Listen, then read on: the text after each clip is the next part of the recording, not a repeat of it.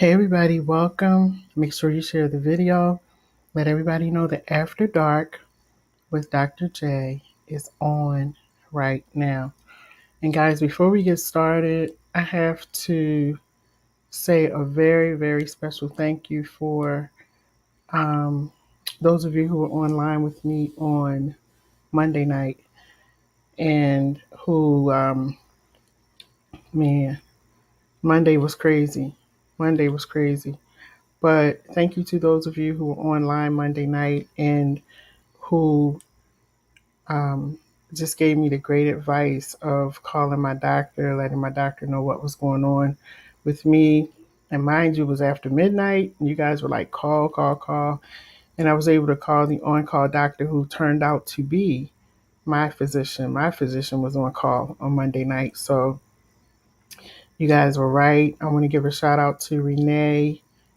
Her name is Renee Spivey Norwood.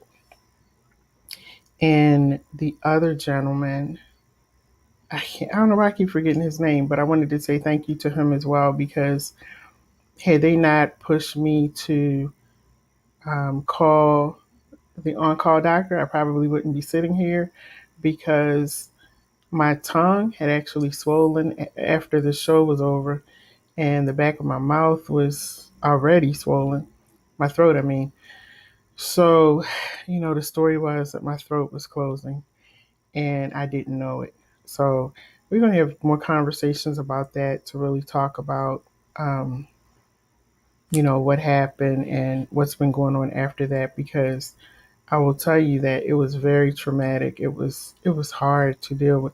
I'm not going to say it was hard. It is hard to even think about, and it's hard to talk about because I just had no idea that it was that bad when I was online. So thank you so much for your support and for I just said it's the power of social media. You don't really know people, but you get to know people just by doing your shows and being online and so forth. So thank you very much. So anyway, tonight we're going to be talking about On the Down Low. There's a book that I read. I read this book a while ago, and the book is actually called On the Down Low. It is very interesting, and the gentleman who wrote the book is quite handsome. And I never would have thought that he was on the down low. So we're going to have the discussion tonight. Like, do you really know the person that you're with? Or would you be okay with him saying to you that he is on the down low? How would you handle it? Would it be a breakup? Is that a deal breaker for you if they were to say that they're on the down low, and that so for those of you who may be watching, I don't know who would not know, but some people don't know. When we say down low, it's referring to a heterosexual male who referring to a male who acts as if he's just heterosexual, like he only likes women, but in actuality, he likes men and women.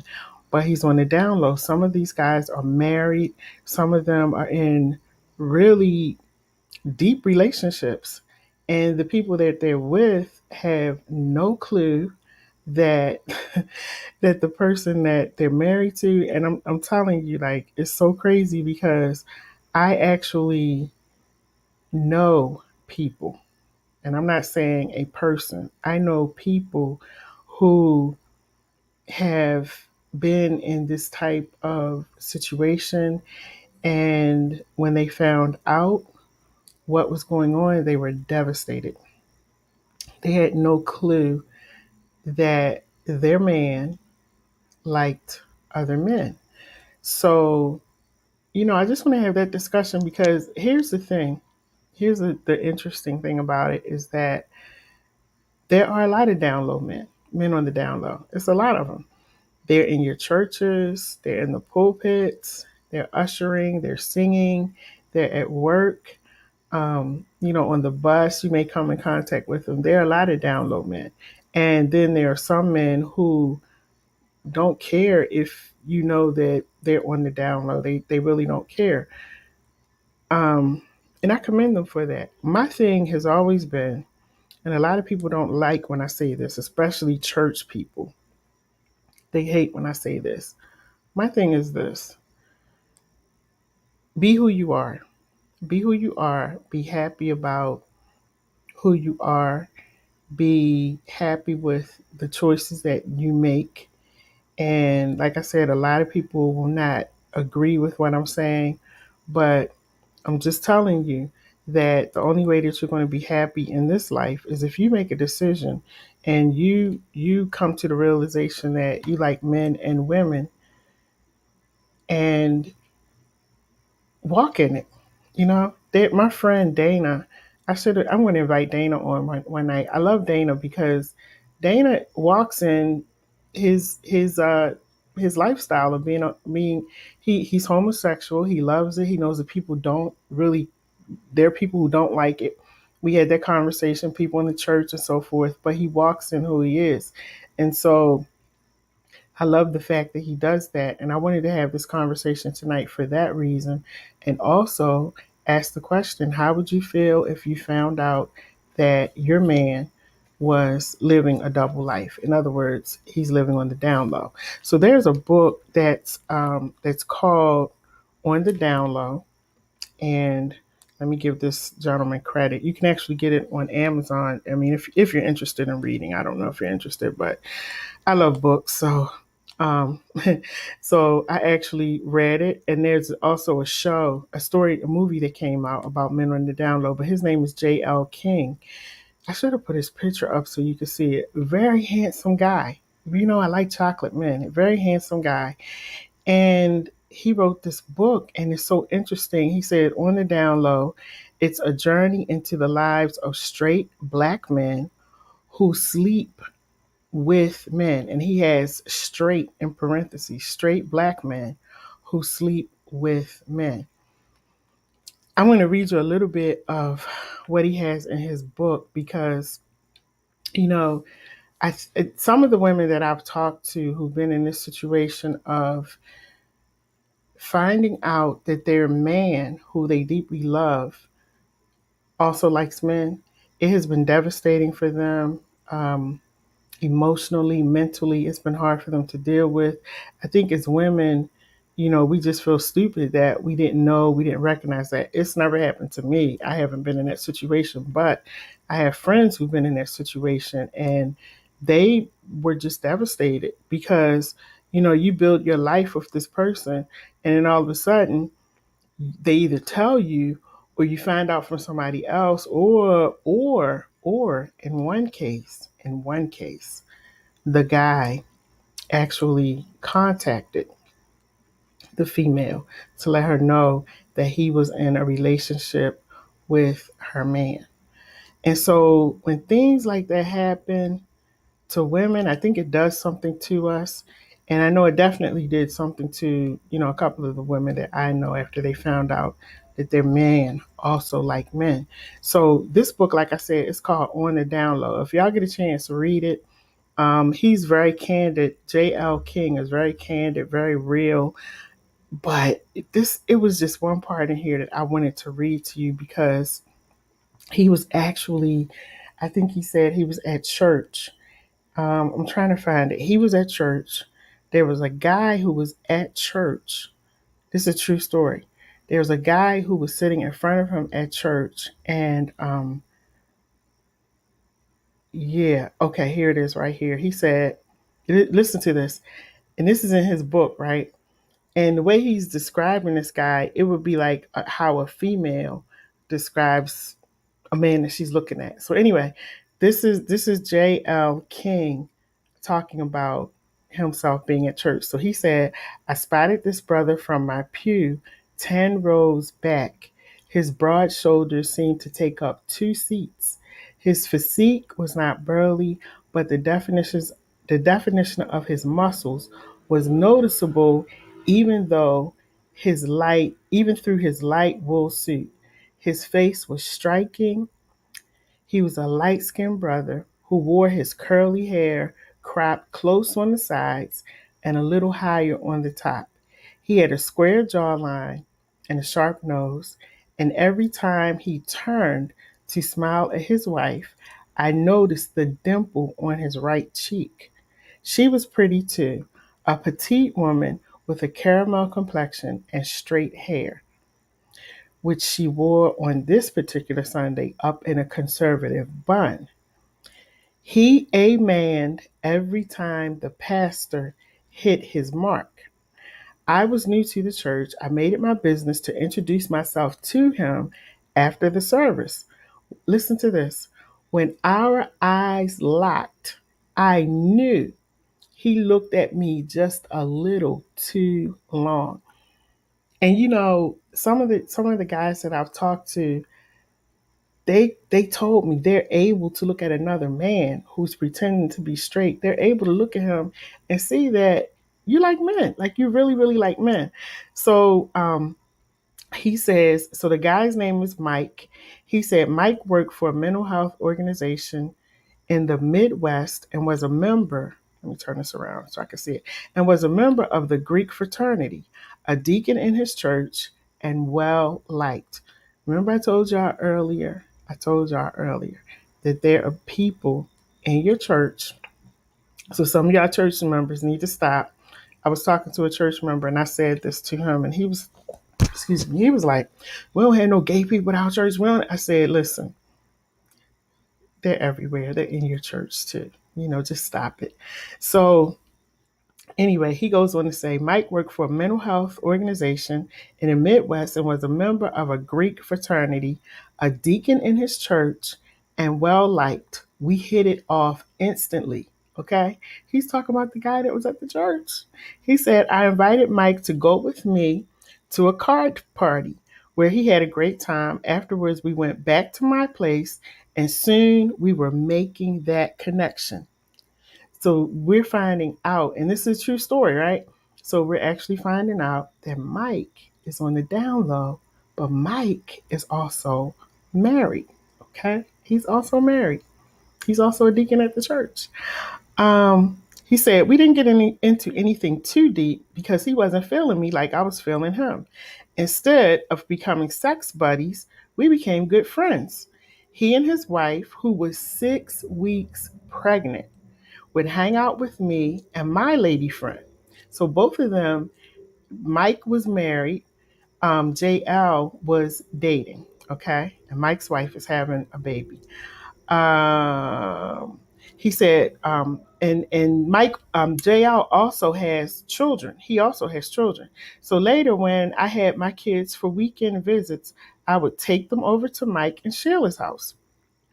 Mike and I talked on the phone every day and would share some personal secrets. We became so close that I would let Mike use my apartment to get with his dude. I spent a lot of time out of town, so I gave him a set of keys, and he was free to do whatever he wanted in my space. His office was about a block away from my place, so it was easy for him and his dude to slip away during lunchtime. His wife loved me so much that she never suspected that what either of us was up to. It never crossed her mind. If Mike was with me, it was cool. She was cool because Mike was with me. Man, he said one evening Mike showed up at my house crying. He was so upset he could barely hold himself up. He told me that he had applied to have his life insurance increased by $250,000. With their baby on the way, Mike wanted to make sure that his family would be properly taken care of. But he had to take a complete physical to qualify. Y'all listen to this. Mike told me he got a call that afternoon from the insurance company telling him he had been declined for the increase. He said, Jay, the only reason they would decline me is if my HIV test came back positive. A lot of times, the only way a man finds out he's HIV positive is when he either donates blood or goes for a physical for a life insurance policy, which includes an HIV test. Mike said the doctor's office also called and wanted to talk to him about the results of the physical. So this is where it gets really juicy. Jay, I mess around with dudes. He was a bottom, meaning, y'all make sure the kids are not in the room, meaning that he liked to be penetrated. Do you use condoms? This was what JL was asking him, knowing the answer, but not knowing what else to say. Mike said, I don't use condoms. My dude is cool. He's clean. He has a wife too. And he told me he was just doing me. Let me tell you something. I'm not even going to go in and finish reading all of this. Um, because the next day, when Mike went to get his results, it confirmed that he was HIV positive. He told his wife, his family, he told the church the story, and he told everybody. And they all forgave him. The church prayed over him. He kept his job. He kept his wife. Um, a lot of people in the community did not like him anymore, but he was still with his family. And the guy that he was messing with actually broke up with him. So this is the thing, and he goes on to talk about this in the book, that a lot of men who are on the down low, they're having sex, not using a condom, not using any type of protection, and then they're going home and having sex with their wife as well.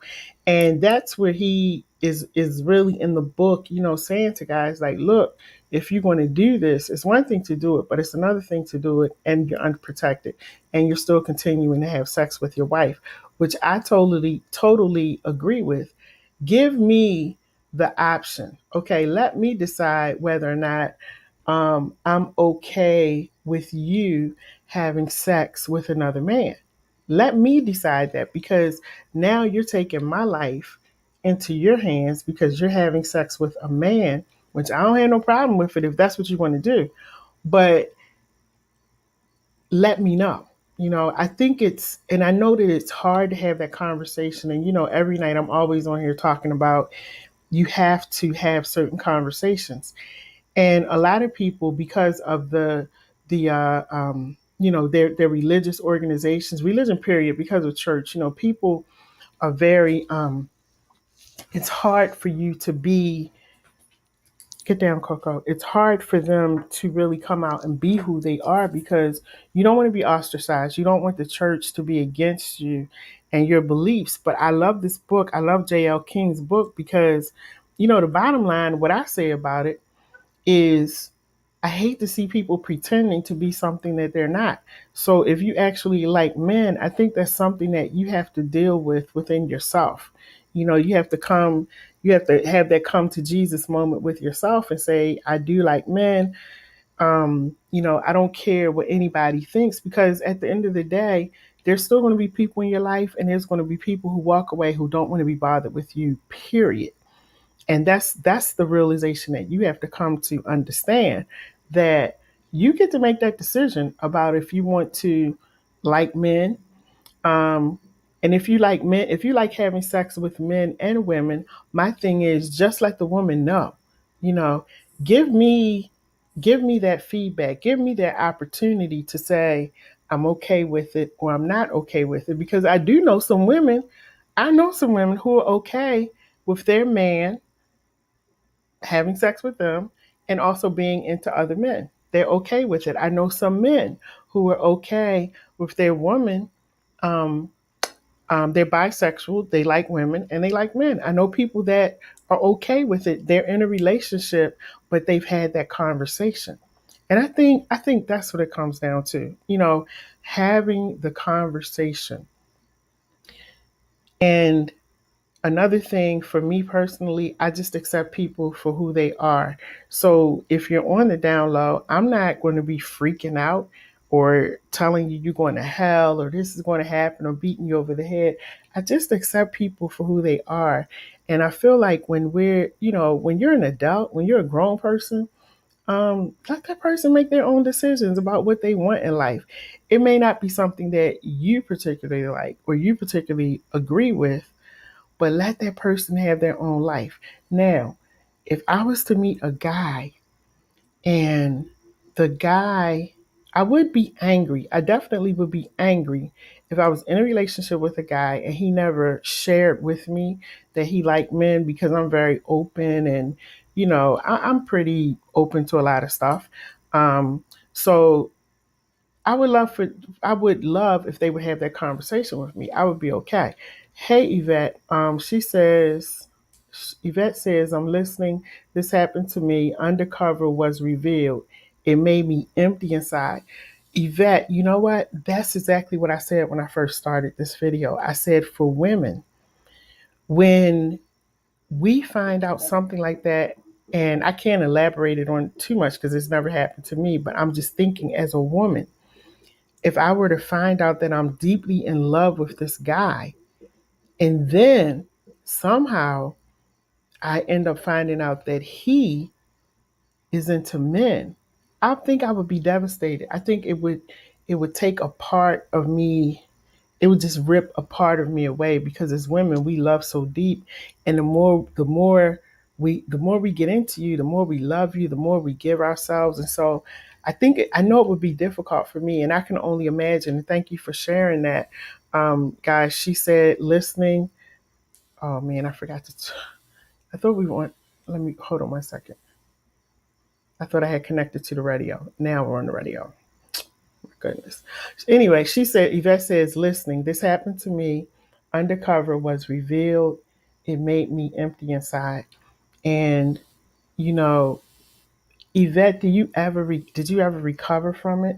I think that's the question I would want to ask. And if you recovered from it, how open are you to allowing somebody else to come into your life? Did it take a long time? Are you there yet?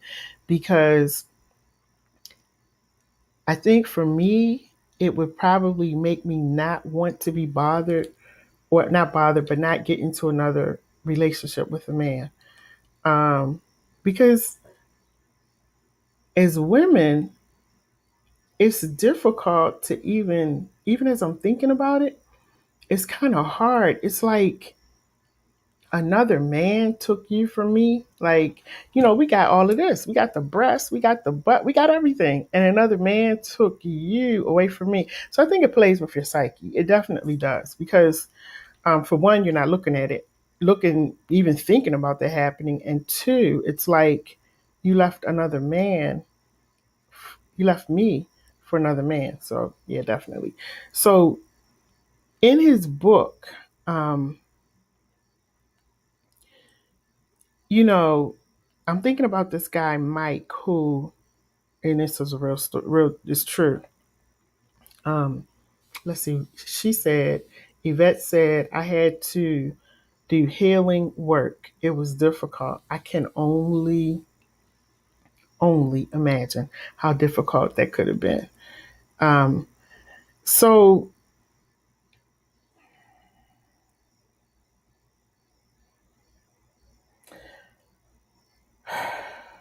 um,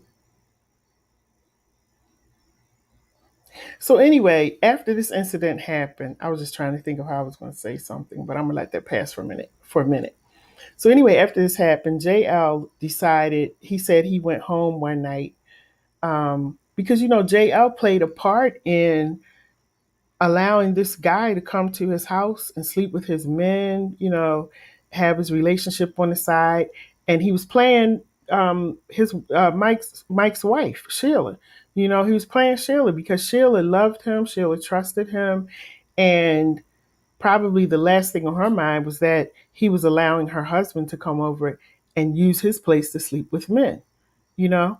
So Mike, JL said that one night, this whole thing had been bothering him so much that he said, one night I went home, I was getting ready to go to sleep, when suddenly I got on my knees, I said my prayers. Afterwards, I got into bed.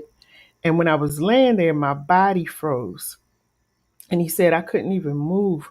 My body was in a coma like state. I was awake. I was scared. And I just heard a voice saying to me, you have to tell your story. Because he was in a relationship with a female, and she didn't know. She didn't know that he was on the down low. And so he was playing this game with her. Um, there were several women, he goes on to say, and this is the sad part. There were several women in his church who had contracted HIV because the men that they were with were having sex with multiple men and also coming home and having sex with their wife, and all of this was unprotected. And so he was really starting to feel the weight of things that he knew that were going on in the church. He knew about these guys and what they were doing, and not saying anything. And then you're still befriending the wives and playing with their children and all of that. And you clearly know that you're participating in their activities. And again, I have no problem with if you like a man or if you like a woman. I just think it's disrespectful when you choose, and it's selfish, I think, when you choose to have those relationships and you're holding on to the female because that's your cover. That's your cover. You're holding on to this female and you're bringing all of this stuff back to her because these men are sleeping with other men. You're sleeping with them and you're bringing it back home and you're not having that conversation.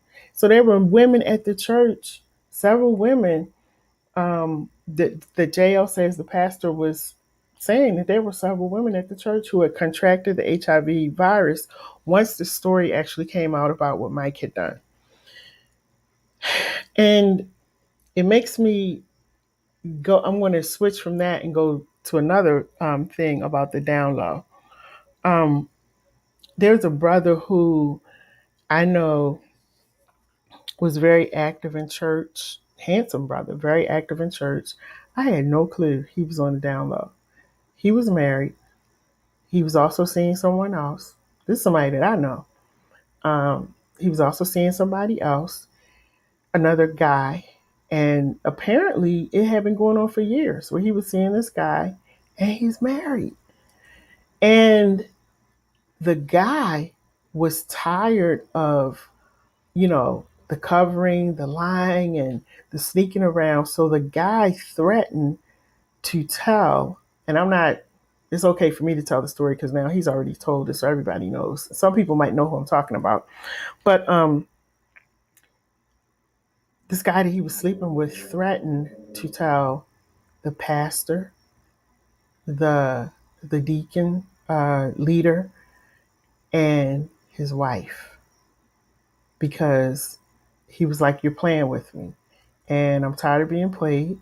So I'm gonna let it out, and then I'm gonna walk away."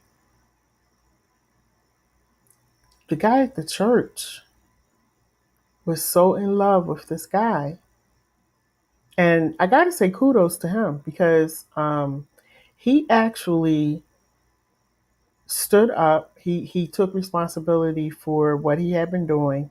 He did go to the pastor. He did let his wife know. It was similar to the story in JL's book. He did let his wife know what he was doing. She was devastated. I don't know if she's fully together right now, but she was devastated. And he left her, divorced her. He left the church and he's now married to the guy that he was sneaking around and sleeping with. They're married. So when it got back to the church, it was the church was in an uproar.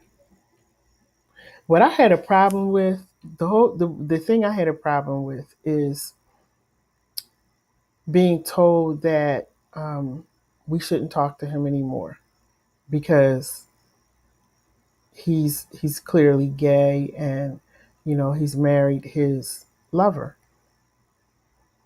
I had a problem with that only because, again, like I always say, let adults be adults, let them make their decisions. I don't know what was going on in his home with him and his wife. I don't want to be in a position to have to take sides. I don't want to be in a position either to say, oh, I hate his friend or I hate, him breaking up a happy home because I wasn't in that situation either. He had two relationships going on. I wasn't privy to either one of them. And then when we actually found out that he was on the down low, like everything had already came out. So, you know, churches and pastors, parishioners and pastors have to be careful in how they deal with people like that, because in that case they ran him out of the church. I think he still could have been loved, whatever the rules are in the church. Maybe he couldn't be a deacon anymore, maybe he couldn't usher anymore or sing on the choir, I don't know, but we still have to love him. We gotta love his lover, we gotta love his wife, and we gotta love him. We still have to love him. And I'm just throwing the question out there, like, how would you feel if you found out that the person you're with actually likes men? And your Yvette already told us what happened with her, and she found out and it just made her feel empty inside. There are a lot of people out here now, men who are on the down low, men who like men. And I just want to say to them, if they're listening, go for what you like. You know, I mean, we're all adults, we're grown. This is After Dark with Dr. J. Go for what you like, but don't hold on to somebody and string them along. That's wrong. That's wrong. That's where you and I would disagree. That's where you and I would disagree, because I don't think it's right, and I don't think it's fair. And it's not fair to her, to the woman, and it's not fair to you either, because you're not really happy. You're not happy because you're lying and playing games and really cheating. Um, and she's not going to be happy either. She's going to be broken. But I think you have to do like the guy at my church did, and you got to make that decision. You got to make that call, and you got to stand in your stuff. Bottom line, stand in it. If that's who you are, you like men, stand in it. You know, but or like I said earlier, if you and your partner, your wife, are okay with you liking other men, that's your business. That's your business. It ain't no business of mine. It ain't no business of mine. If y'all work that out in that situation, more power to you. People like what they like. And there's some women who, as I said, they would be accepting of it. They would be okay. Um, who am I to judge? Who am I? But I think this book is just so powerful, because it forced this brother to come out of the closet, like they say, to just come out, um, and stand in his truth. It's so important to stand in your truth. He goes on to say that the secret is that men who look like me. This is JL talking. He says men who look like me, talk like me, and think like me are having sex with men, but still listen to this, but still love and want to be with their women. And they do not believe they're gay. That's what he said. The secret is that men who are like me, on the down low, they talk like me, they think like me, they're having sex with men, but they still love and want to be with their woman. They don't believe that they're gay. And I've heard that too. Again, have the conversation. She might be okay with it, you know? And if she's not okay with it, then you have to make a decision. You're either going to stay with her and really not be happy, because now you understand you can't have both. You can't be with her and you can't be with him because she doesn't accept it. And you got to make a decision. And then the other thing, I'm reading what he said, but then it just makes me wonder what happened in their life where you like men, like you love men. And remember when I read up front how he was describing this man, he was describing that man like a woman would describe a man, down to the dimple on the man's face. So I think what I don't understand is how you love the man, you want to be with the man, you want to have sex with the man, you want to be in a relationship with the man, but you still love and want to be with women. I think that's the part I don't get. And I'm not trying to be funny or anything.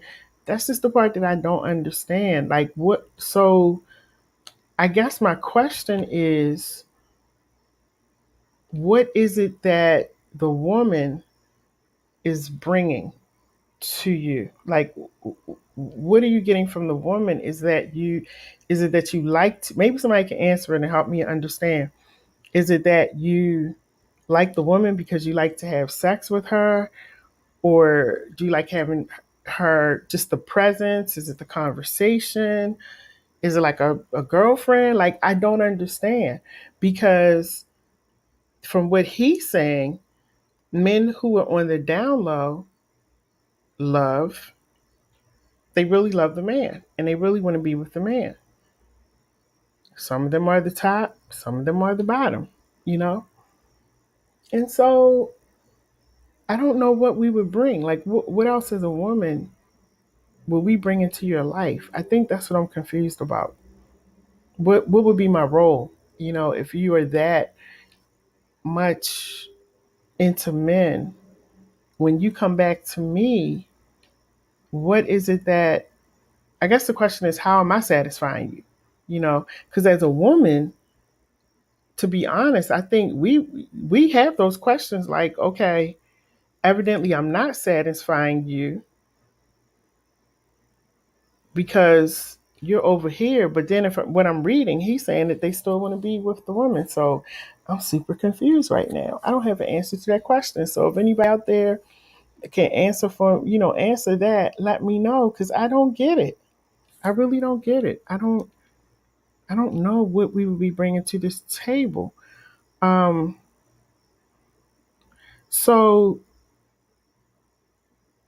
JL is saying they're not bisexual, they're not gay. They're just men who like other men, and they're on the down low. And he gave it that name, the down low, because he said the CDC had not identified why black women. Oh no, that's something else. But anyway, he was saying that there was no name for it, so he gave it the down low.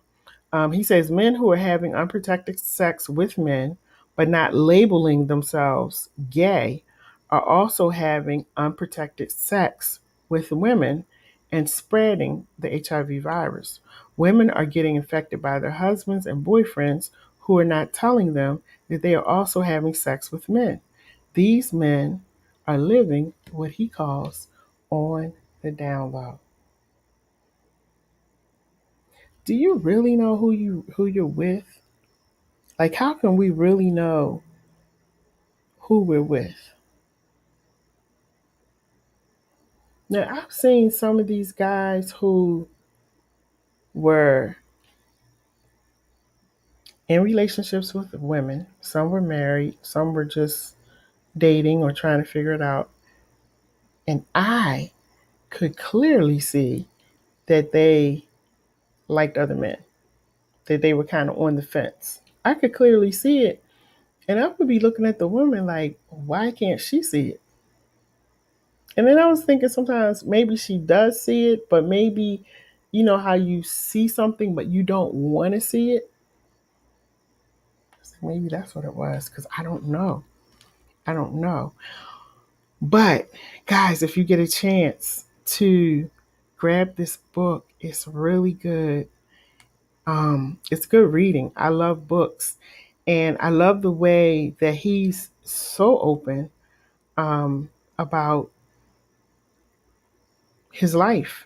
And what he's saying in the book is that we can't continue to act like men on the down low don't exist. We can't continue to act like it's taboo, because it's going on way more than we think.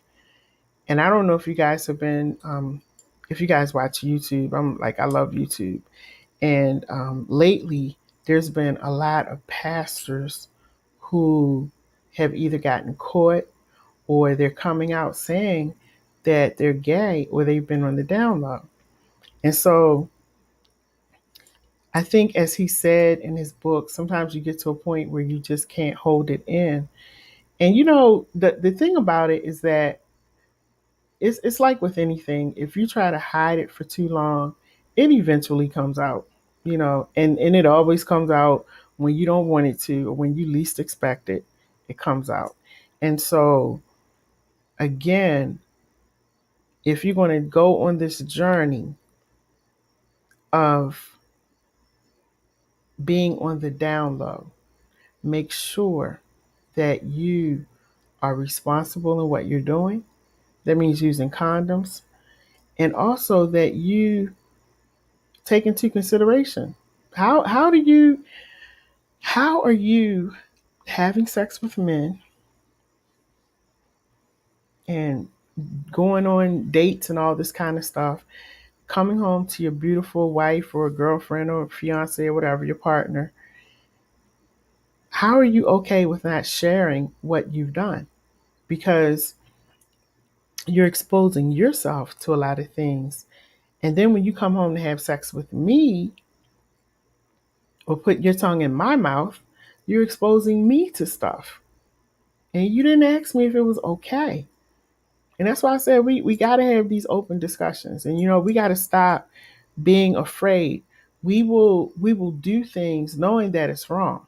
You know, we will do things knowing that it's wrong. And we just like, okay, I deal with the repercussions later. No, you're putting somebody's life in danger. Yvette said, and thank you for your comment, Yvette. She said it has nothing to do with sex. They are at war with themselves. They are attracted to both, but due to the stigma attached to heterosexual behaviors, shame and secrets are created. Most have been abused as children. Childhood trauma is a contributing factor to most down low or secret alternate sexual lifestyles. Wow, Yvette, I love it. I love it. I love it. Wow, girl, I like that. So I get it. And I actually believe that. I actually believe, because in all of us, there's some type of trauma that we're dealing with. And for a lot of people, they've gone through different things in their childhood. A lot of people that I talk to who are gay, bisexual, down low, a lot of them have been molested as children. And so um, she said, my hurt made me research the how and why. Got you, got you, got you. Awesome. Um, and thank you for your transparency, because it's going to help somebody else. Because you just gave me information that I didn't know because I didn't understand it. But a lot of our men have been abused sexually. I mean, have been sexually abused as a child, and they've carried that hurt. They've carried that pain, not knowing how to deal with it. And a lot of people that I talk to who've been in that situation, um, it's because they've been molested. They're dealing with some type of trauma. And so I get it, Yvette. I do get it. I absolutely get what you're saying. And thank you for that. And so I do have another question though, Yvette. So I'm still, I get what you're saying, that they have been traumatized, maybe abused as a child. What is it that they want from the woman? So if all of these things have happened and you like men now and you're with a man, when you come back to me, do you like the nurturing part of the woman? Is that what they're coming back for? Or um, is it just for a cover? I think that's what I would want to understand if I had ever been in that situation. Because I hear what he's saying in his book as well, that they're not saying they're gay because they do want to be with their woman. So you're not gay, you consider yourself heterosexual, but you like men. That's your preference. And you want to be in a relationship with a woman too. So that's where I would need, somebody to actually help me to understand that part, because it would definitely have to be a mutual agreement of the mind to stay in a relationship like that. It would kind of mess me up to know that I'm in this relationship and I've agreed to be in a relationship. I'm okay with being in the relationship. And I know that tonight he's probably with his man. Mm-mm. Don't think I would be able to handle that. Matter of fact, I know I wouldn't. I wouldn't be able to handle it. Mm-mm. No, no, no, no, no, no. I wouldn't. You know, I just wouldn't be able to handle it. Sorry, I would not be able to handle it. Um.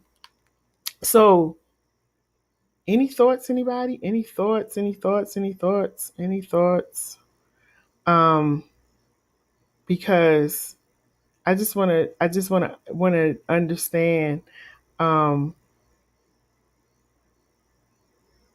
She said, "Look at the comments.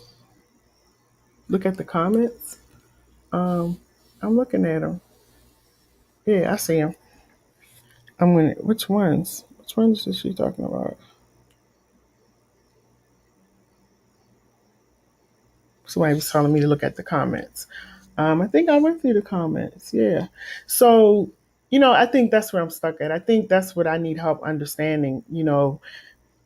And I think as women, that's what we need help understanding, because we need to know why we're still here. Why are you still holding on to us if you want what's over there? I think like vice versa. Okay, if we said it like this. Um, she said, I've been talking the whole time. I don't see her comments. Okay. Are you on my live now? I don't see her comments. I don't see them. So she says she's on my live now. How come I don't see it? Maybe I need to go to my Facebook page. Okay, hold on. I don't know why it's not showing up on here, but let me go to my Facebook page and see. I'm sorry, I wasn't ignoring you. Let me go over here and look. Oh yeah, you sure are commenting. I'm sorry, Lakeisha, it's not coming up on the screen for some reason. I don't know why. But anyway, let me go to Lakeisha's comments. Let me see what she's saying. Sorry about that. Yeah, polyamory. We talked about that the other night. We talked about polyamorous relationships. We did have a show about that. And then she says they are bisexual. They may love the companionship. See, that's what I'm thinking. That they love the companionship of being able to come home, and it's more like we're friends. And she said they may not want to be open and out of the closet. Bisexuality is not widely accepted, even in the LGBT community. Really? I didn't know that. I did not know that. Bisexuality is not widely accepted, even within the LGBT community. I didn't know that, but thank you for telling me. And yeah, I'm like you, Lakeisha. I think that they like um, coming home and having us that feminine side, just having that feminine side with them, and to be in a relationship and all of that. So I mean, I get that. I don't know that I would like it. I don't want to be in that position, but I get it, and I do understand it. I do understand it. She said disease is associated with bisexuality. What kind of disease?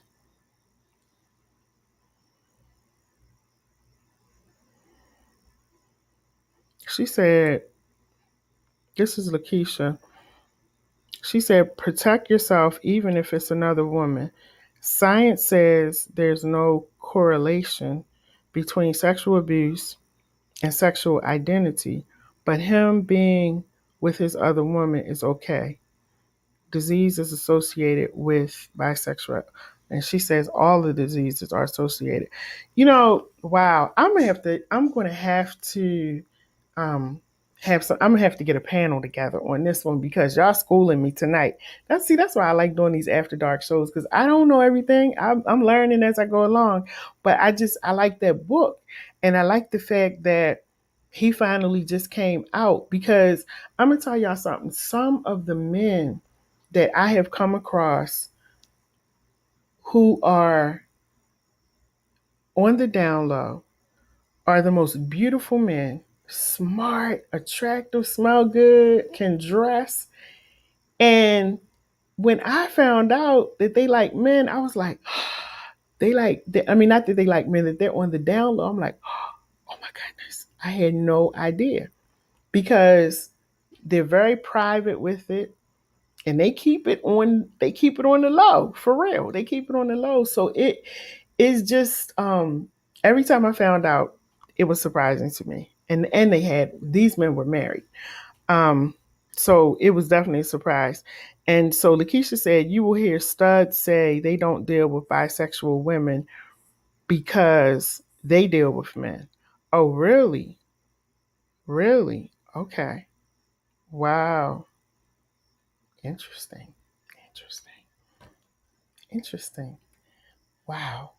So would you be okay with your man that you love? Because when you love somebody, you love them, And I know when I got my divorce, well, not so much the divorce because I had been separated for like 4 years.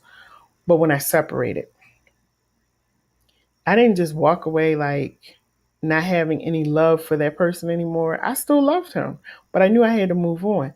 So in this situation of being with someone on the down low, would it be difficult for you to stay knowing that they're with somebody else or they have this need to be with a man? Would it be difficult for you to stay or would you just jet? Would you just go? That's the question I would ask. For me, I would break it off. I want you to be happy and I want you to go where you feel comfortable, but we can't be in a relationship. Because I wonder if he would be okay if I was with another woman. I wonder if he would be okay about that. But how do you guys feel? Would you be okay? That's the question I want to throw out tonight. Would you be okay with your man knowing your man? Because what if he was actually honest with you and said, babe, I'm attracted to men. You know, I've been on the down low.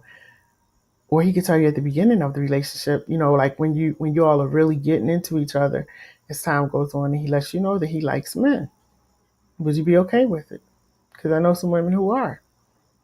And I just say more power to them. They know what it is. They know that he likes men, but they also know that at the end of his journey or his escapade, that he's coming back home to them and they're perfectly okay. And they go on with their life as if it's normal. And maybe that is normal for them. Maybe that's how they define normalcy. I don't know. Um, Lakeisha said it would be difficult for a monogamous to stay regardless of who the other person is. I think so too. I think that our heart would be so hurt, but our heart would also want to stay. And I think if you try to stay, it would be difficult. I'm just thinking from a woman's perspective. It would be difficult. Because in the book, JL says that Mike was the bottom, which means that Mike was being penetrated by another man. So I wouldn't feel too comfortable with saying okay. Um, mm-mm. I would just want him to be happy, and if that's where you're happy at, then make that your home. Yvette says not acceptable. She said no, unacceptable. And Lakeisha says we can't discount bisexuality. Right. So let's talk about that for a minute because we were talking about the download men, but let's talk about the women for a minute. Let's switch up for a minute. So I can't even count how many women I know that are gay or bisexual. I can't even count them. And I know some women who you would never be able to tell that they like other women, and they are very much into their man. Now, I don't say nothing because it ain't none of my business. I'm just, I'm just here. But I know that they like women, but they too say, they love their husband. They're not leaving their husband to go be with that woman.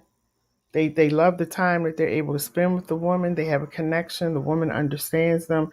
I think the woman, feels a need and a void that maybe the man is not feeling. So, it's like when we were talking about the 80-20 rule.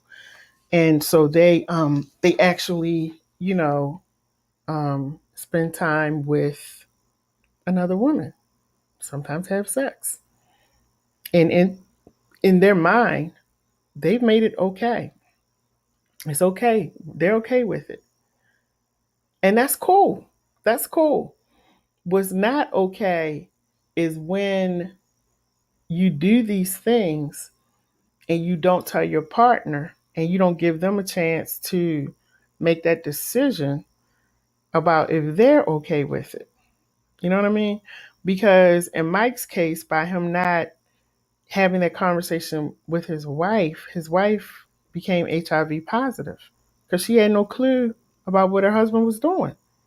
You know, and that's just where I say where it's unfair. I think that it's unfair, and you got to be careful. Lakeisha says, what if he's happy with both? What if he's happy with both? Well, I think like JL said, the guy was. Mike was happy being married. His wife was pregnant when they met, and Mike also liked men. And it had gotten to the point because JL allowed him to come to his apartment. Mike was just bringing dudes in the apartment and having sex with them, you know. But he said he was in love with his wife. Lakeisha says she said it's still a matter of infidelity. True, true. I think that yeah, I would still say it's cheating. I would still say that it's cheating because if you have not had that conversation with your spouse or your partner, yes, you're cheating. I don't care how much you like men or how much you like women. If you're doing that, it's cheating. And you may not see it as cheating, but it is. And that's why I said it's okay to be who you are. Hey, I'm perfectly okay with you being who you are, but be honest about it. And you don't have to be honest with the world, but be honest with the person that you're laying beside in the bed. That was the one thing that I would always say in my marriage and that other relationship I had gotten into, that when you make decisions to cheat, to sleep with other people, and not tell me, you've taken my right away, and then you're putting me at risk because you're out here sleeping with other people unprotected and coming back and not saying anything until you get caught. That's the problem that I have. Outside of that, whoever you want to sleep with, that's your business. But you do that. You do your thing. But don't involve other people. And this is where the pain comes in. And Yvette said this earlier that, you know, it really it hurt her. Like it was devastating because she was in that situation. She was putting her comments on here. She was in that situation. And it's devastating. And it's just wrong. It's just wrong. Lakeisha says multiple men, it sounds like a lust issue. I think that I don't know if it's lust. I mean, it's almost like when you're dating, people who date, I mean, people that I know, they had sex with multiple people because they said they weren't in a committed relationship. If they met somebody, they had sex with them and they kept going. There was no love involved in it. It was just opportunity. They two people were there, they wanted to have sex and they did it. I don't know, it's sort of like drinking water and eating these days. I don't get it. Everybody just sleeping with everybody and love Oops, sorry. Involved in it. Sorry, y'all. Everybody, I mean, they just doing it, and I don't get it. I really do not get it. I'm like, what in the world is going on? And then, you know, you sleeping with people and you're not informing the person that you say you're in love with. You're hurting them. It just causes a lot of hurt and pain. That's the bottom line. It causes a lot of hurt and pain. So this lady that Mike was talking about, the JL was talking about Mike and his wife. Um, she was pregnant at the time. She had to find out in her pregnancy that her man was actually sleeping with multiple men, and and that she had contracted HIV. So I just would like to say, be very careful and be mindful of what you're doing. Be mindful of what you're doing. That's all. I don't really think that is too much to ask. I don't. I don't. And then I want to say to the people who are in church, and we're gonna have this church discussion one night. I've been putting it off, but we're gonna have this discussion about church because I feel like there are things that the church does not address. And maybe if the church addressed it, like Mike says, like JL says, he met Mike at church. He met him at church. I think if the church would be more open to discussing, like having these discussions that we're having after dark, having them with your parishioners and saying what it is, I think things would be a little different. And I think that we wouldn't have so many people that are hurt. We wouldn't have so many people who feel like they have to be on the down low. It is what it is. You are who you are. You like men? Okay. You like women? Okay. You like both? Okay. Those discussions need to be had. Those, the repercussions of what we do. These are things that need to be discussed in the church because the discussion happened in JL's church after women were coming up saying that they were HIV and then finding out that their men were on the down low. Then the church had a discussion. That's too late. That's too late. So I think that I'm definitely going to have that discussion because I want, she said, pastors won't do that when pastors won't do that when it goes against doctrine. It will be seen as acceptance. Pastors won't do that when it goes against doctrine. We just gotta stop being afraid, pastors. Stop being afraid to have those conversations. This is the 21st century. It's a lot of stuff going on. And I hear more conversations sometimes about things that are totally irrelevant when we can be talking about something like this discussion. When I talked about polyamorous relationships the other night, some people had no idea what I was talking about. I think that a lot of people are in churches right now. Well, we're virtual church now. Some are open, but nevertheless, they still preaching. And so you have to have these conversations to help people to understand. They're sitting under you. They're sitting under you. You know, have the conversation, preach a sermon. Lakeisha said that might hurt. She said, I think if you step out of God's will with your lustful practices, that's where the problem comes. Oh, I'm sorry, Alfred. I'm sorry. Alfred says, hey, Alfred, I think if you step out of God's will with your lustful practices, that's where the problem comes from. And Lakeisha said, I guess if the pastors talk about it, that might hurt. Let me go back to Alfred's point that when you step out of God's will with your lustful practices, yeah, that's where the problem comes from. And that's for anything because, lust is powerful. Lust is like a drug. And the more you engage in whatever you're lusting after, the more it feels good. Sometimes the sneaking around is like an adrenaline rush. You just want it more and more. So Yvette says they're scared. We're talking about the pastors. They're scared to address issues such as these. Scared because they're, whoa. She said they're scared to address issues such as these, scared because their covers will be pulled.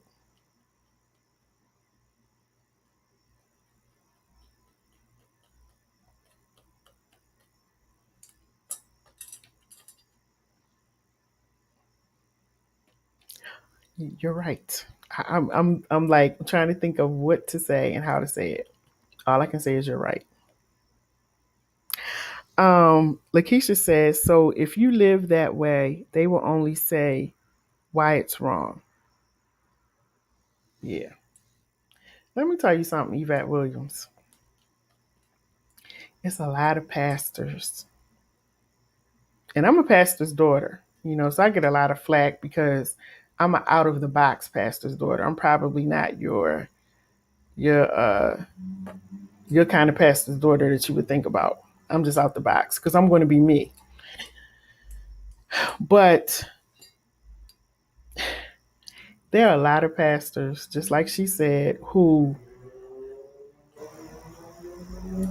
are doing a whole bunch of stuff. And one of them is they struggle with homosexuality. They struggle with their own sexuality. And they're in their pulpit preaching. And for some of them, women are not a temptation, if you get what I'm saying. Women are not a temptation. It's the men that are a temptation. And they're up there preaching in the pulpit. And so I get what she's saying. I get what she's saying. And I talk to a lot of people, like a lot of people who confide in me. And they're, I'll put it like this. I know of pastors who have struggled with their sexuality, not to be with women, but to be with men. And for the ones that I know of, I felt really bad for them because they're in a position where they're preaching. They're the pastor, the shepherd of the church. And here they are struggling with this thing inside of them where they're married as a cover, but there's the attraction is for another man. And they're not really feeling what they're supposed to feel with their wife, but they feel great when they're in the presence of a man. And I just feel bad for them. I really do, because that has to be a terrible weight of pressure to be on your shoulder. And the fact that you don't feel comfortable enough to come out and be who you are. I just think that must be really hard. Um, Alfred says, we all fall short.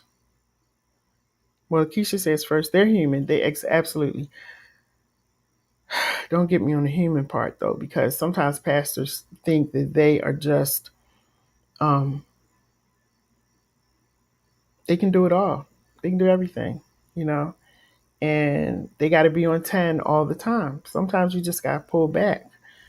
Alfred Webb says, we all fall short, but if you know the word of God, you know the consequences.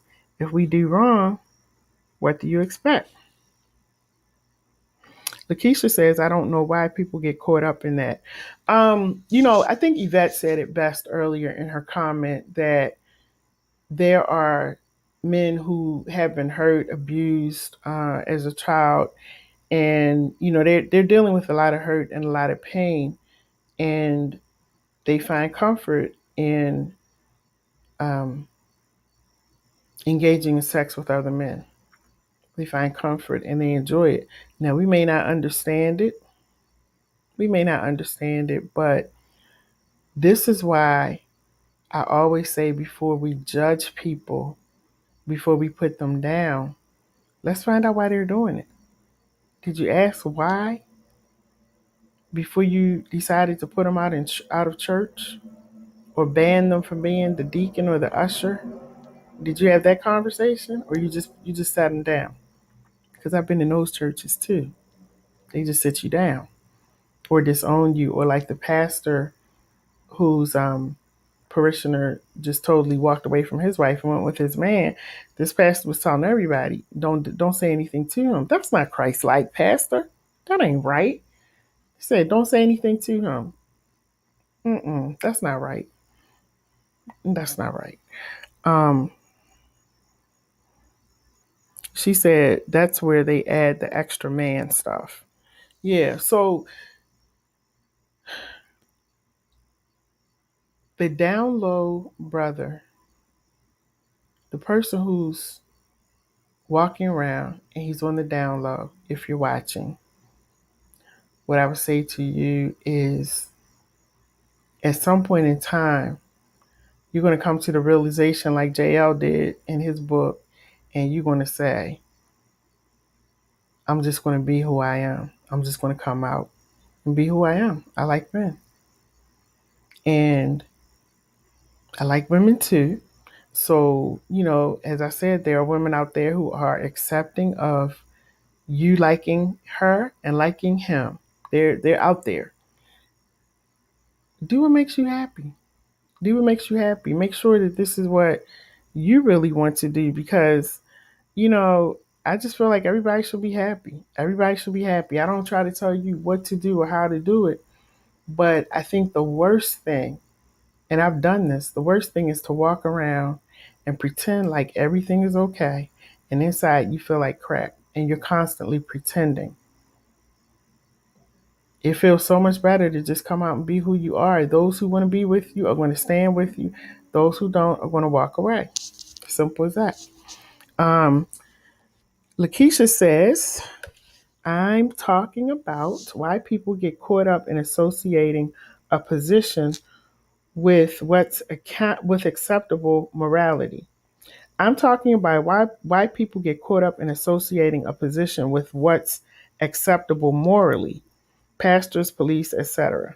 They are humans first. First of all, Alfred Webb says, first of all, you should not be a deacon if you're engaged in any sexual relationship outside of marriage or homosexuality. hmm So, Alfred, you're saying that they should not hold a position if they like men or are into that lifestyle. So, I'm sorry, they shouldn't hold any position. That's what you're saying. Um, And Lakeisha says who? That's what you believe based on religious doctrine. Now we're getting this conversation started. Um, and see, Alfred, I love Alfred's point because this is exactly what people in church would say. So here's my thing. And I get it, Alfred, I get it. But we have to have that same type of passion for people who lie, people who cheat, people who are hating on other people and doing various things to them. I think we have to have that same kind of passion. You know, the thing about church, and I grew up in church, so I grew up in church. Um, the thing about church, I feel like church people get stuck on certain things, and one sin becomes bigger than the other sin. So if you're gay, that's the big sin. Um, if you're a lesbian, if you're bisexual, if you're on the down low, that's the big sin. That's the humongous. Oh no, no, no, no. Commit adultery. That's the humongous sin.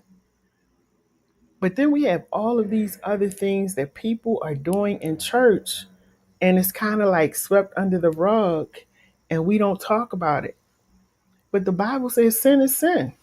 You know, God didn't say it's a big sin and a little sin. Sin is sin. If you lie and you cheat, or you're at church and you're treating that person over here nice, but you treating this person over here like trash, that's a sin. That's wrong. That get lumped right in there with the rest of those sins. But I see in church, and it just makes me so angry, because we lump everything into this thing, like, it's a major sin and you're going to hell. So look, let me share this with y'all. Let me tell y'all this. First, let me read what he says. The Bible says so. Um, Lakeisha says, well, what about all of those other things you shouldn't be doing? Fornication. Thank you, Lakeisha. Drinking, stealing, killing. We all fall short. Ain't that what the Bible say? Thank you, Lakeisha. That's exactly what I'm saying. Thank you. She broke it all the way down. But that's not how the church thinks. And that's why I said I have to have this conversation when it comes to the church. They probably gonna kick me out. But listen, so this is what happened, right? I was going through a really, really rough time in my marriage. And really, at that time, I was like, look, forget it. I'm leaving. So I actually got an apartment, got my own place. And I was there. I've been there for maybe about 6 or 7 months. And I was really at the point where I was just like, I'm done. I'm going to save my money and get a divorce. But I was so hurt. I hadn't dealt with a lot of the things that were going on in the marriage. And a lot of times I would just think about, I don't want to be here. I just want to kill myself. I was depressed. I was just going through a whole bunch of stuff.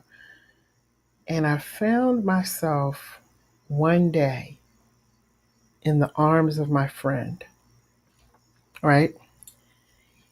And I had never done that before. Now I'm this church girl pretending everything is great, it's wonderful, and me and my husband, we got it going on. We got the perfect marriage.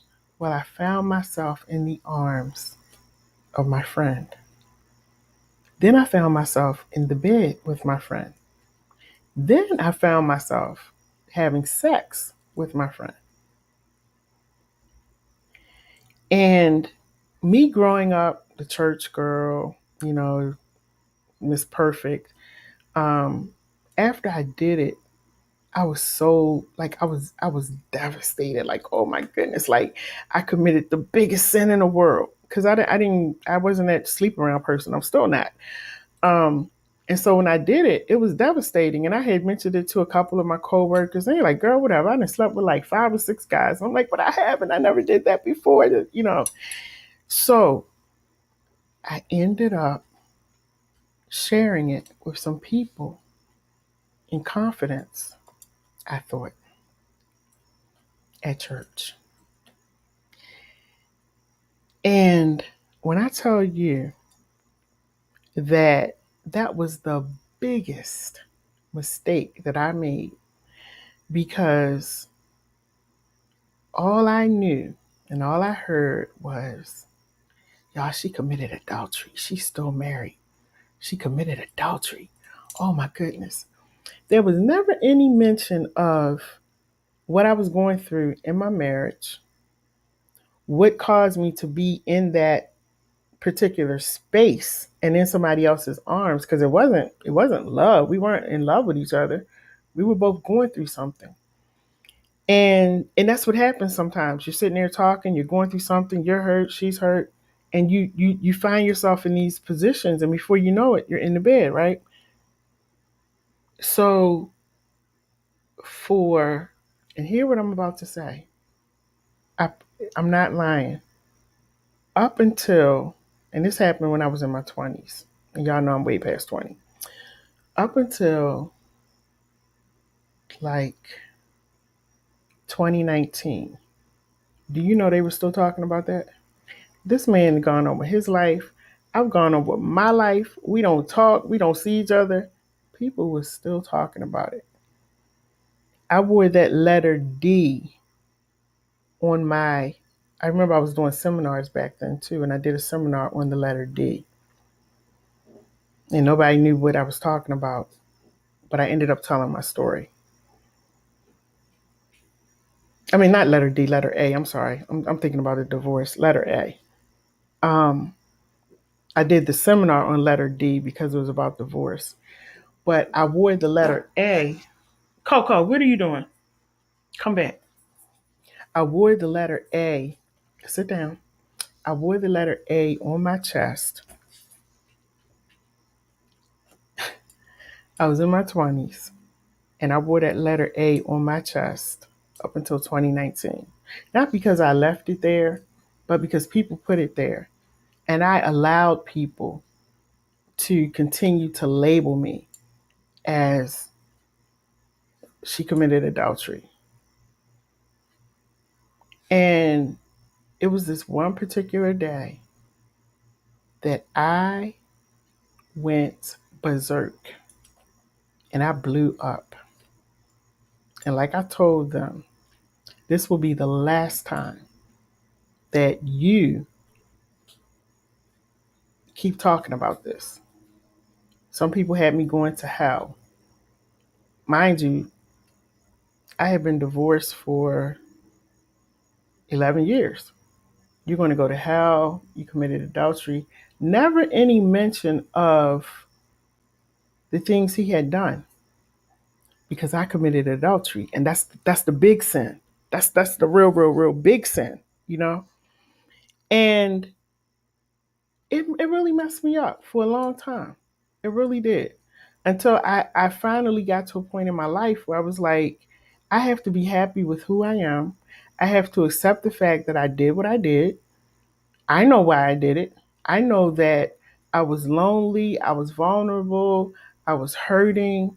Um, People in church had kind of turned a deaf ear because they didn't want to hear or know that the pastor's daughter was having problems in her marriage and she was thinking about divorce. So they kind of just like, they don't want to hear it. So you're carrying all this weight by yourself. And this is why there's always a part of me who sympathizes with people. And as we're talking about the down low, as we're talking about being gay, bisexual, all these different things, this is why a part of me sympathizes with them because you don't know the backstory. You don't know why they're doing what they're doing. And I always say, have a conversation or ask the questions. You'll probably get an answer, you know?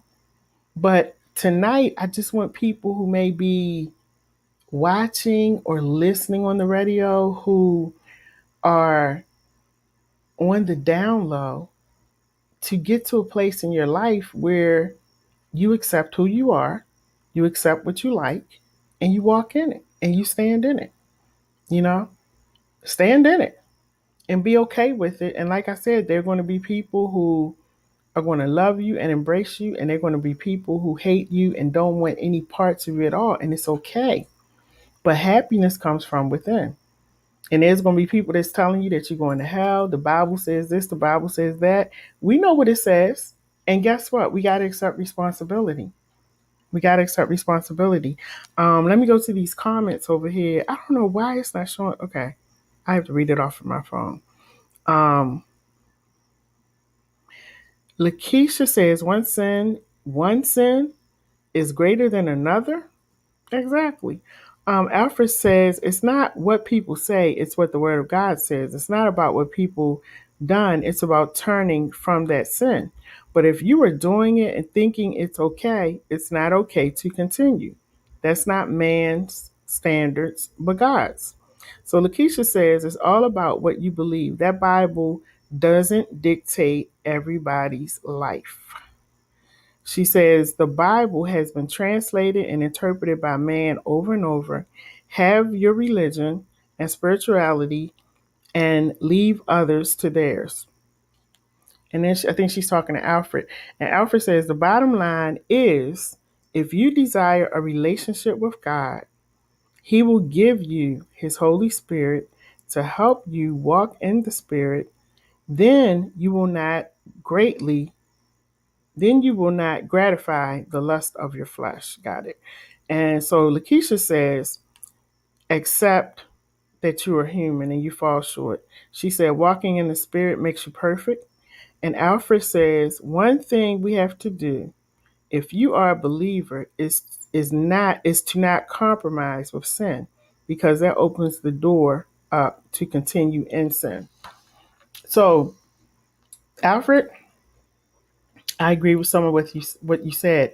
And you know what, Alfred? A lot of what you say makes perfect sense. And that's why I'm saying that the church has to get back to having those conversations, because if you don't have those conversations, then you leave the door open for us to interpret things in our own way. Like Lakeisha was saying, the Bible has been translated. Okay, well, let's have a conversation about that, Pastor, church. Let's talk about that. I think we have to get back to um, having, or were we ever there where we had real conversations talking about real issues? Because I don't remember it growing up. I don't remember that growing up. I remember being told, like, if you have sex out of marriage, you can, you go to hell, it's a sin.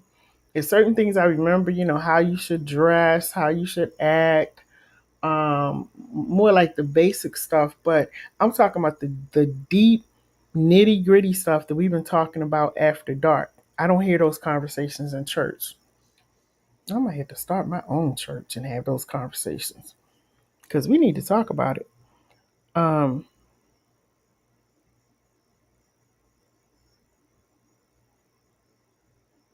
yeah, you know, um, do we condemn the person?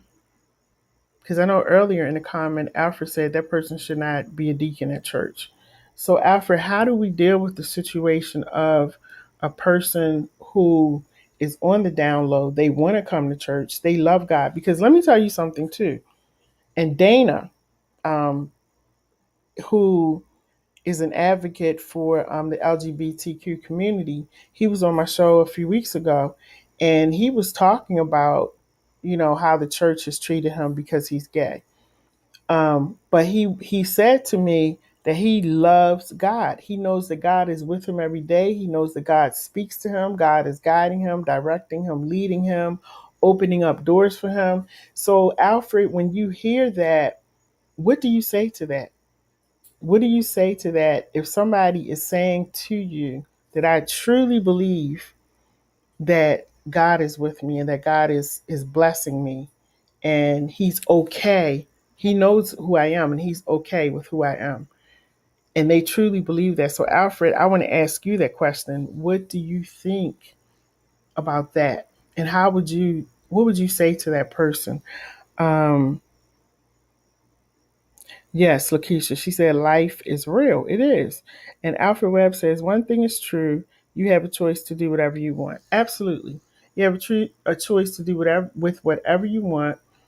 Um, I would say to if you do have a relationship with God, I honestly believe, and I'm basing this on my life, that he will guide, lead, and direct you. Like he really will. And he will show you your rights and he will show you your wrongs, you know? And no matter what the person is doing, whether they're on the down low or they're homosexual, they're in polyamorous relationships, we are told in the word of God to love one another. Love one another. I don't have to live with you, you know. We don't have to be best friends or hang out with each other, but the Bible says that I have to love you. And so when we are making these decisions in church about they shouldn't do this or they shouldn't do that or they shouldn't be a part of this and that, I think we have to be very, very, very careful um, in how we say it. We got to be really careful. Um, I'm sorry, Lakeisha says these people, pastors, speak as if they're God, speaking directly for him, adding their own stuff. I agree. I agree. I agree. And sometimes it's from the parishioners because we put them in that light. And we are going to talk about that, Lakeisha, where we talk about the church one night because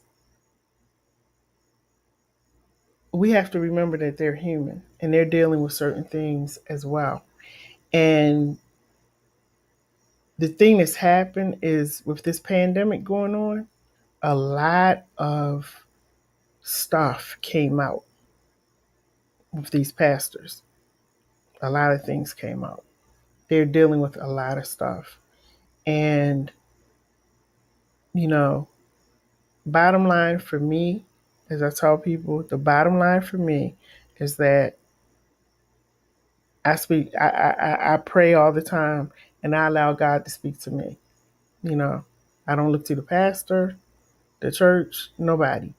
I look to God. I allow Him to speak to me. Um, so Alfred says, I can't speak to that man's heart. I can only go by what the Word of God says. In the book of Timothy, it tells you who can and cannot be a deacon. Being a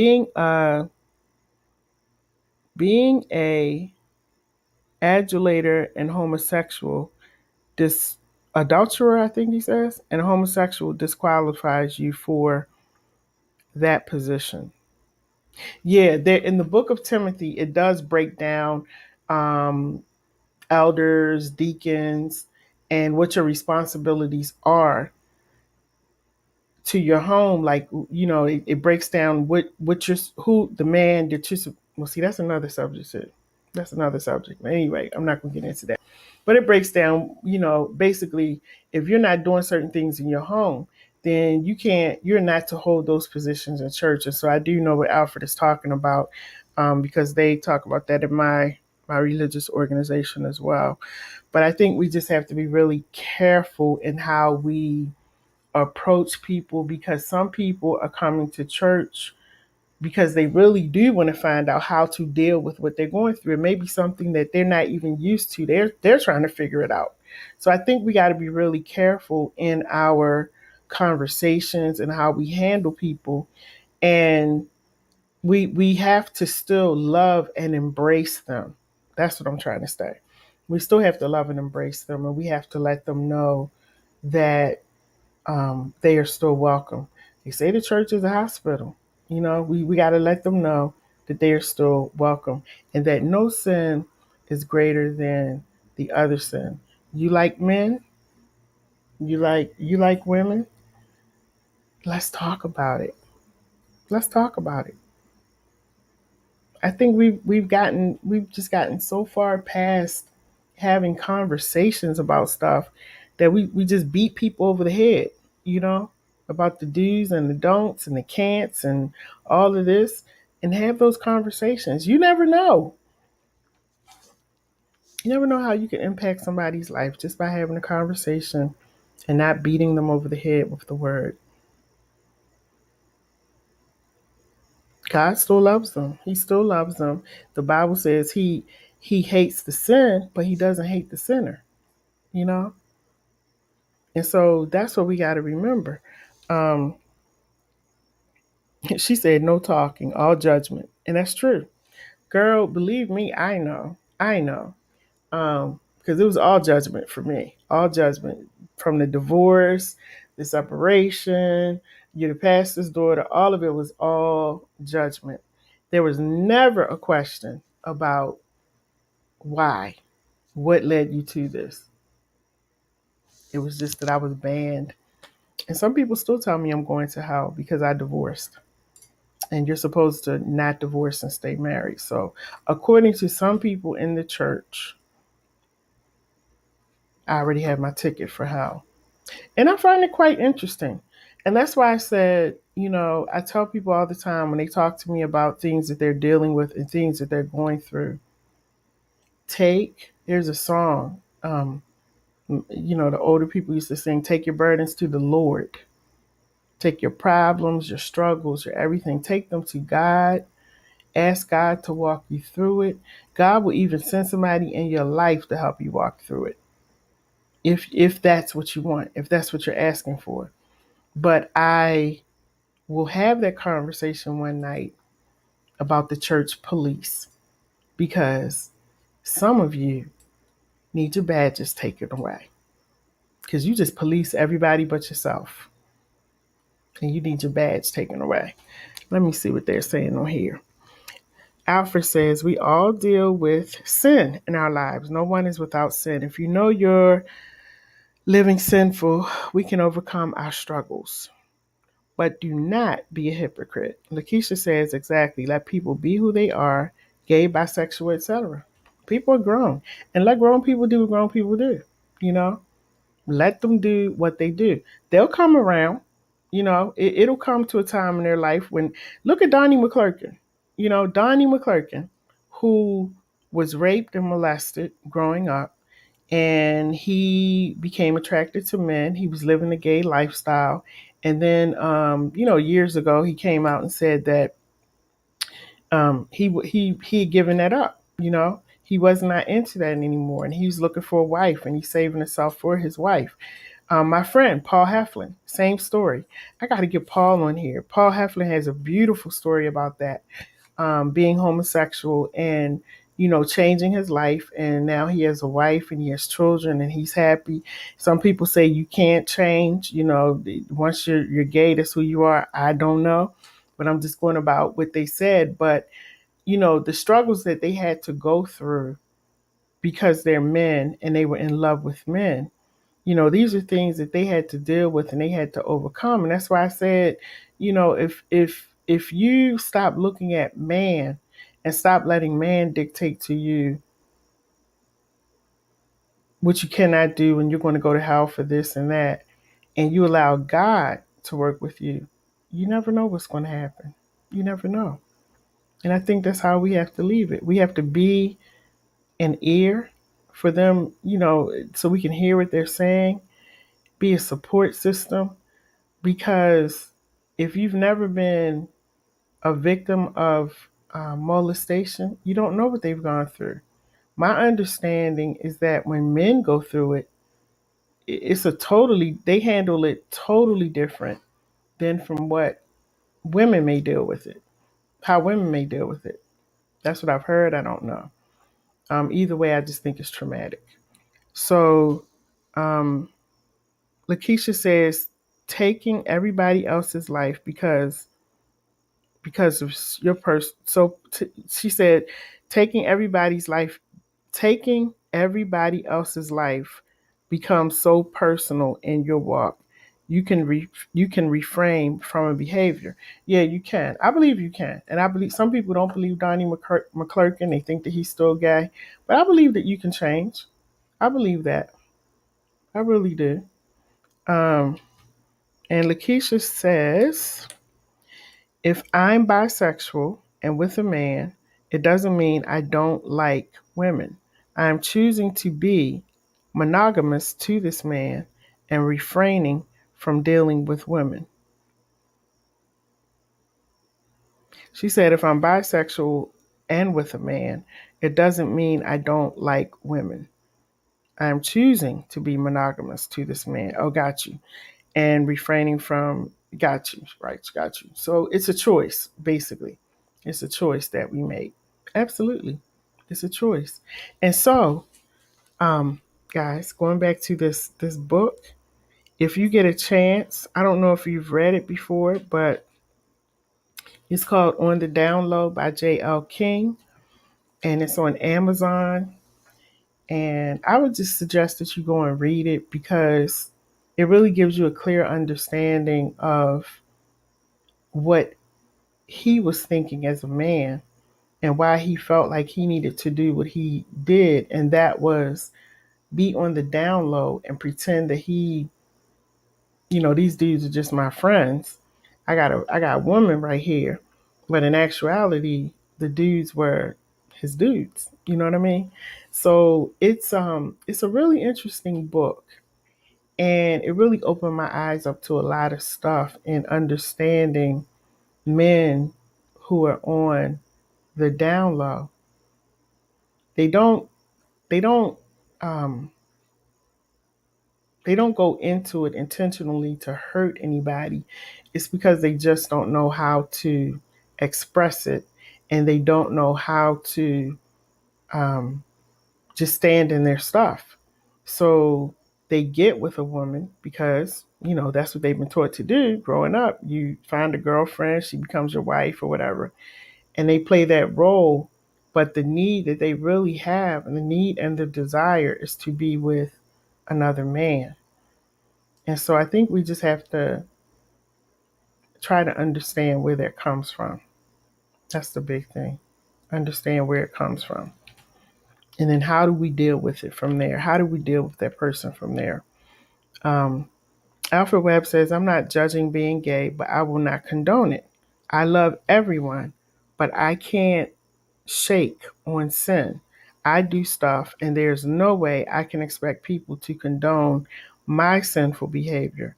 I believe God wants us to at least make an effort to live right. And I got you on that, Alfred. My only question I have for you is what I asked earlier. What if they feel as though they are living right? Because a lot of guys that I talk to, and some of them are pastors, they feel as though what they are doing is okay in the sight of God. That God, they have had the conversation with God, and that God is okay with what they're doing. That's my question. That's my question. But I get what you're saying. Um, he says, I pray for all of us who struggle with whatever, but let's not pretend it's okay, because it's not okay. If you are struggling with something, ask God to deliver you out of a life of sinful behavior. That's from Alfred Webb. So the bottom line is, I think you have to first understand, or even have the thought in your mind, that you need to be delivered. But if you feel like God has already blessed you and God is already telling you it's okay, you wouldn't think that you need to be delivered from anything. You know what I'm saying, Alfred? Because these people that I'm talking to really feels like they are blessed by God, they're highly favored, and so they don't see it as you see it. They don't feel as though they need to ask for forgiveness. Forgiveness for what? Because they feel like God already understands who they are. And that's why I would like for the church and the parishioners to come together to have that conversation. See, it's right there. It's right there. That's why I want us to come together, because you can't say, God, forgive me for my sin, when you don't feel like it's a sin, and when you feel like God is already blessing you. You know, that's the confusion, and that confusing piece can just get bigger and bigger and bigger because nobody is addressing it. And pastors got to stop being afraid to have that conversation. You know, have it, have it. Have it. Um, Alfred says God is not going to tell you it's okay to sin. Lakeisha said, right, I'm living right. I just happen to be in a homosexual relationship. She said, right, I'm living right. I just happen to be in a homosexual relationship. So again, and that's my whole point, Lakeisha, that, when you feel as though what you're doing is right in the sight of God, it's not going to look like a sin to you, because you feel like God has already told you that it's okay. So that's what I was saying to Alfred. I see you said your phone had died. That's what I was saying to Alfred, that when he said God is not going to tell you it's okay to sin. But if you're in a situation and you don't feel like it's a sin, that's not going to cross your mind, you know? And so that's why I'm saying churches have to have that conversation with their parishioners to let them know that, hey, we need to talk about this. We need to talk about this. And then as you're having the conversation, Lakeisha says, I don't break laws. I do right by others. It's who one is. Yeah. So I think pastors are going to have to be very bold in these days. And whether it's virtual or however you're doing your church, pastors, you need to have those days where you have these conversations. Because you got people in your church that's on the down low. You see me? You got people in your church that's in the down low. You got people in your church that's living a gay lifestyle. You got people in your church that's fornicating. They in your church. And so we can continue preaching Jesus is coming soon. He's coming soon. We know he's coming. He is definitely coming. But at the same time as you're preaching that Jesus is coming, we need to have these come to Jesus conversations to let everybody come together and talk about their feelings and say how they feel and where they feel like God has them in life, so we can have that discussion. Um,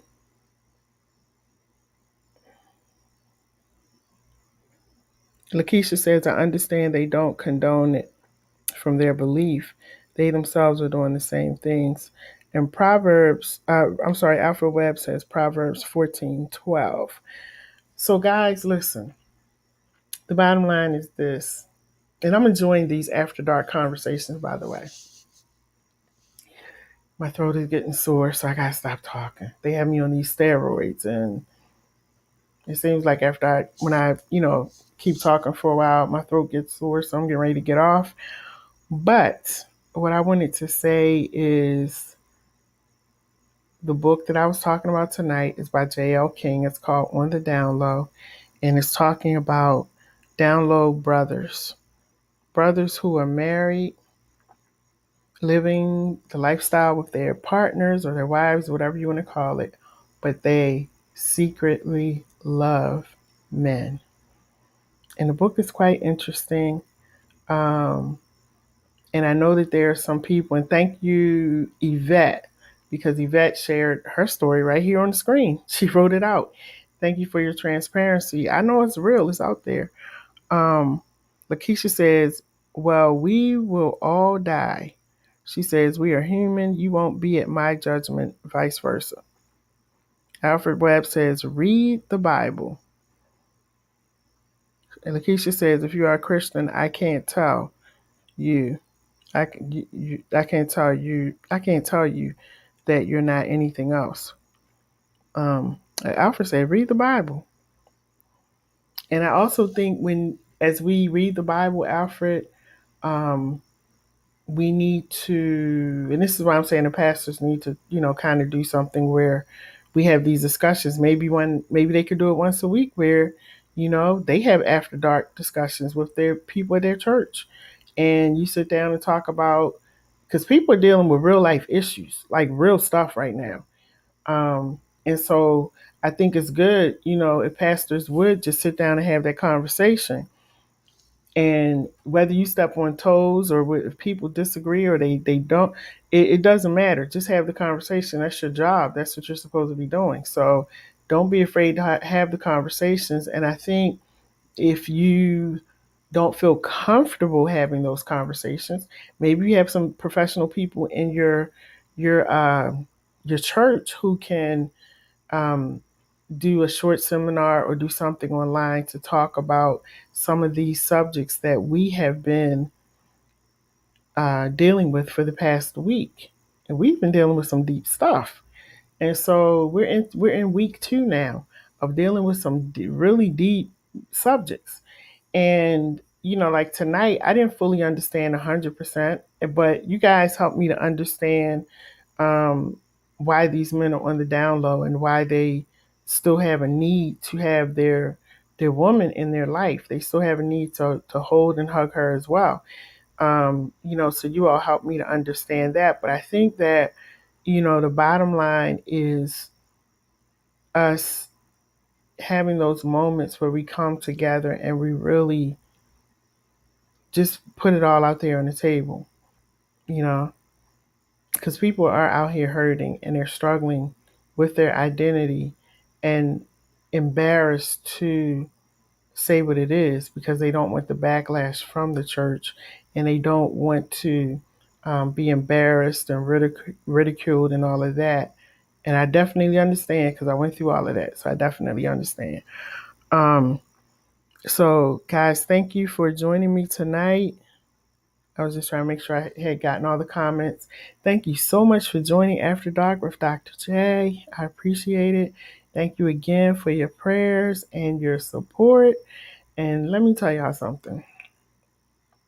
I am so thankful for all of you because um, it really could have been a case where I was not here anymore. So I'm so thankful and grateful to all of you for paying attention when I was on the other night, clearly not feeling well.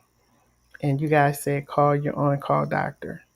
And so I want to say thank you. I also want to, um, one last thing has totally nothing to do with the download, brother. But if you are going to get the vaccine, please make sure that you um, know if you have any known allergies, is what I'm trying to say. If you have any known allergies, um, just be really careful, because Monday night I really could have been gone, because my plan was to go to bed right after I did that After Dark show. And you all saw me call the doctor. You saw me call her on call doctor, but I had to wait until she called me back, until they got somebody to call me back. And, in between, after I finished talking to you guys, like, I was getting ready to go to bed. And just as I was getting ready to go to bed was when the doctor called, and I told the doctor what was going on with me. And she told me, don't go to bed. Your throat is closing. Go to the hospital. So it was it was really traumatizing. I'm going to talk about that one night. I'm not really, it's been bothering me a lot this week, so I'm not really up to talking about it, but I'm just grateful for the people that were watching that night and who were, just kind of pushing me to make that call and to get off of the live, you know, because I didn't know it was that serious. I had no clue, none. So, um, I just want to say thank you. I really do. I really, really do. It's been a long week, and it was quite traumatic. Like I said, I'll talk about it maybe next week or the week after. It's just been too much to deal with. It's been a lot, and I'm actually, right now I'm just pushing myself to get back into my routine, because I felt like it just did something to me. It really did. It was rough. It just did something to me, and so I'm pushing myself now. And that's what you got to do sometimes, so you don't get stuck. Because I know if I get stuck, I'm not going to come out of it. So the thing is, I've been pushing myself to, just not do a lot, but do a little bit and rest. I've been really tired,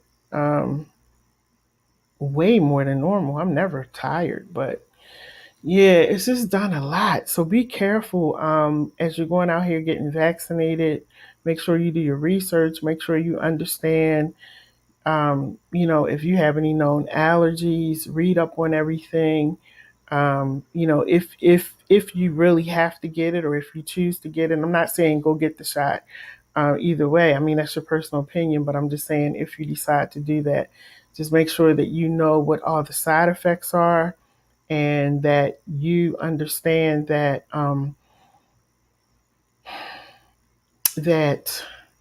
you could have side effects from it. We don't always know what it is. In my case, I had the most severest reaction to it that these doctors were telling me that they hadn't even seen. Like, they just hadn't. So, and I was at a major hospital here in Maryland. So, we just got to be really careful with this whole vaccine thing. Stop bullying people about, getting the shot. Did you get it? It's none of your business. So now y'all know I can't get the shot, because I'm allergic to this ingredient that's in all of the shots. So I can't get it. So don't ask me anymore if I'm getting the shot. No, I'm not getting it. Um, if that bothers you, you might not want to be around me. I do mask up and all of that, and I take all the precautions, and I have been over the past year since, this whole thing started. And I've been feeling great. This is the first time that I have felt like crap, and that's since I took the Pfizer. So, but they did tell me it'll probably take me about a week to really kind of, feel like myself.